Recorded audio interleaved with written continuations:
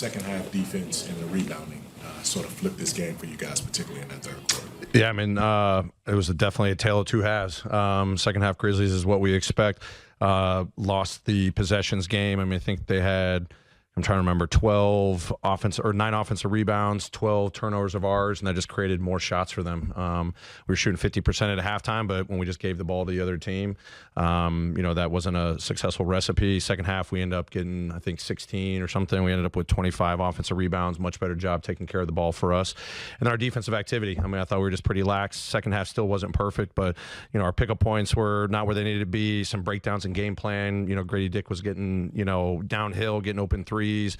That was tough for us. Guys getting downhill was a big focal point. I thought we did a much better job in the second half, forced a lot of mid-range pull-ups. Even when they missed a three, we did a better job securing the defensive boards, and then you could see us getting out and running and create a number of situations. So much better effort in the second half. And what was it like for you to be able to manage that depth? For the first time in a long time, having all of those guys available for the most part. Yeah, I mean, it was awesome, obviously, to get, Marcus and Vince back in the fold. We got a lot of depth. I mean, we talked about before the game, two-way impact players. They're going to find their rhythm, getting back out there, building the chemistry. You can see us in the first half, just kind of sorting some things out. And then, second half, I thought we kind of got a groove there, just kind of played our standard of basketball, defensive activity, got out, 5 guys in attack mode. Obviously, a lot of great individual performances. Tripp was phenomenal. Ja was phenomenal. Zach Edey with a double-double, block shots, a couple of assists, guys off the bench. Like, this was a full team effort.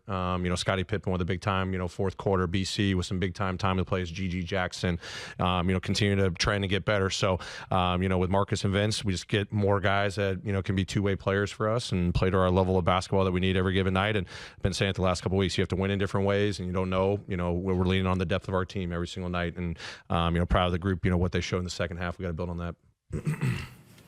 Coach, today Santi didn't have his best game. Obviously, that's not that important because you have to go through the ups and downs.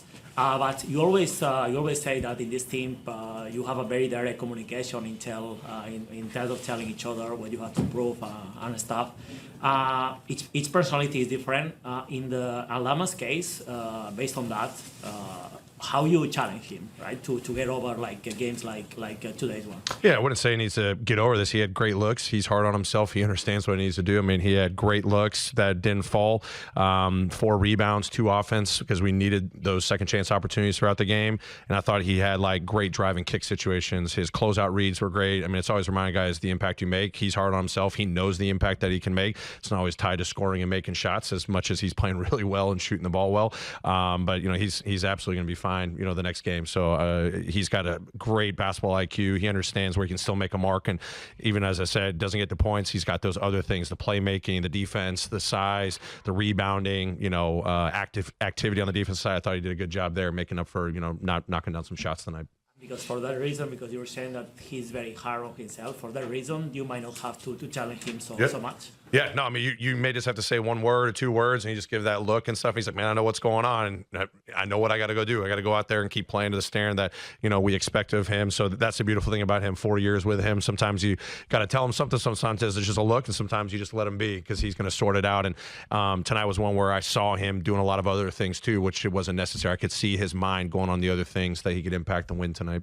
Taylor, one thing about Zach is he's a very physical player, which, and I'm just wondering what about that element of his game helps you guys, and do you kind of encourage it? Yeah, I mean, that's got to be in our character makeup. Our DNA is, we want to be a physical team, a smart physical team. Obviously, thought tonight, not just the offensive rebounding, but some of his screen setting, with the athletic guards that, were on Ja, for example, how they were trying to get under, move, directional. He was just adjusting great. I thought there was a couple great plays, whether he got it or Ja got a finish or Ja kicked out.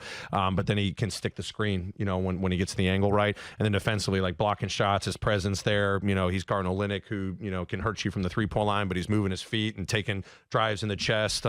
It's awesome to watch. He's got that physical, nature. He's got that, competitive mindset, but he's also shown a lot of mobility, in my opinion. And that's that stuff we talked about at the beginning of the game, his speed adjustment and physical adjustment. When he unlocks that, he'd be a very dangerous player on both sides. Coach, it's still 16, 17 hours to go, but we've seen that during this deadline, the West is getting even tougher with Jimmy moving to Golden State, with Zach LaVine went to Sacramento.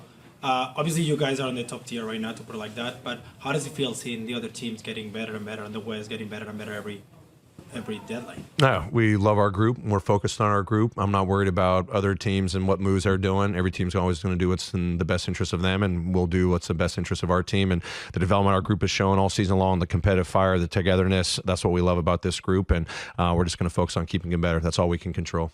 How do you feel like every year it's always East talent moving to West and not the opposite? I'm not focused on that. I think this is a competitive league at the end of the day.